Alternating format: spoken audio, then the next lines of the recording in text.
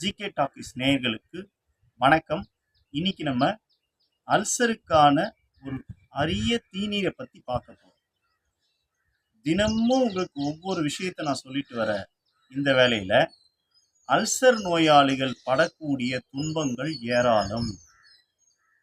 ஏன்னா அவங்க வழக்கத்துக்கு மாறான உணவுகளை சாப்பிட்டே அவங்க உடம்புக்கு எடுத்துக்கிறாங்க. எதை வேணாலும் சாப்பிடலாம் சார், நான் வேலை செஞ்சுட்டே இருக்கேன், என்னால் சரியான முறை நேரத்துக்கு சாப்பிட முடியல, வயிறை பட்னி போடுறது, இல்லைன்னா காரமான உணவை தொடர்ந்து எடுக்கிறது, பச்சை மிளகாவை அப்படியே கடிச்சு சாப்பிட்றவங்களாம் நிறைய பேர் இருக்காங்க. ஏற்கனவே அவங்களுக்கு நிணநீர் திரவம் வயிற்றுல தங்கி இருந்தா அந்த காரம் போனவனே அசிடிட்டிக்கு ஏற்படுத்தும். இதனால இவங்களுக்கு என்ன ஆகும்?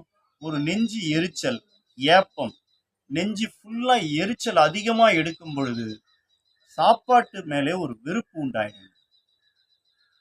இதனால இவங்களுக்கு வயிற்றுல லேசான புண்ணு ஏற்படும்.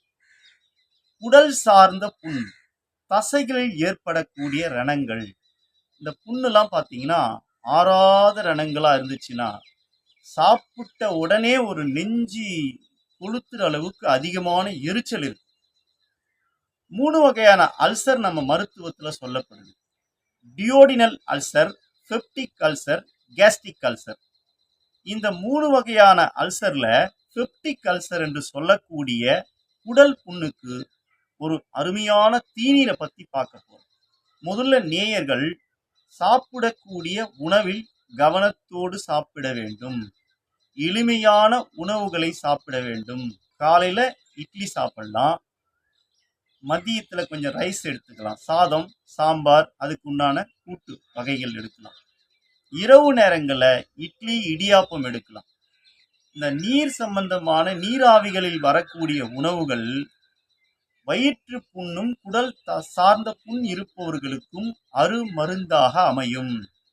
உணவே மருந்துல நாம் சாப்பிடக்கூடிய உணவில் நாம் கவனத்தோடு சாப்பிடும்போது நோயின்றி வாழ வழிவகுக்கும்.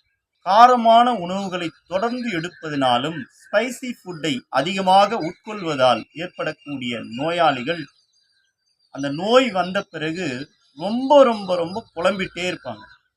ஸோ அல்சர் பேஷண்ட்டுக்கெல்லாம் அரிய வகை தீநீரை இன்னைக்கு நம்ம பார்க்க போகிறோம். அதுக்காக நம்ம பயன்படுத்தக்கூடிய மூலிகை மணத்தக்காளியினுடைய இலைச்சாறை 50 மில்லி பயன்படுத்துகிறோம். 200 மில்லி தண்ணீரை அந்த தீநீருக்காக பயன்படுத்துகிறோம். முதல்ல 200 மில்லி தண்ணீர் நல்லா கொதிக்க வைக்கிறோம். அந்த தண்ணீர் கொதிநிலை வரும் பொழுது மணத்தக்காளியினுடைய இலைச்சாறை 50 மில்லி அந்த தீநீரோடு சேர்க்கலாம்.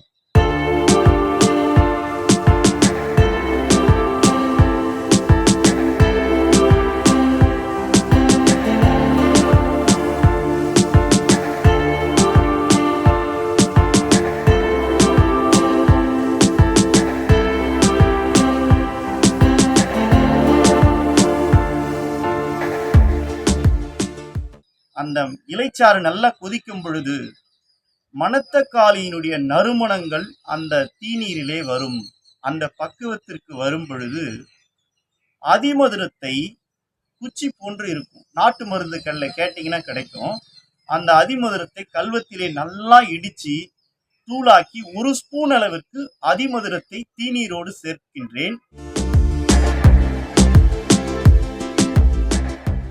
இது ரெண்டும் நல்லா கொதிக்கும் பொழுது ஒரு கிரீனிஷா வந்துடும்.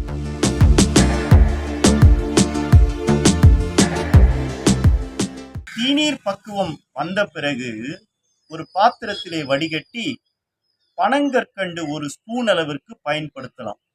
அப்படி பயன்படுத்தி காலை மாலை உணவுக்கு முன்பாக 50 மில்லி அளவுக்கு தொடர்ந்து நீங்கள் பயன்படுத்தும் பொழுது 1 மாதத்திற்கெல்லாம் வயிற்றில் இருக்கக்கூடிய அந்த கெட்ட கழிவுகளை வெளியேற்றும். உடல் சார்ந்த புண் இருப்பவர்களுக்கு இந்த தீநீரானது அருமருந்தாக அமையும்.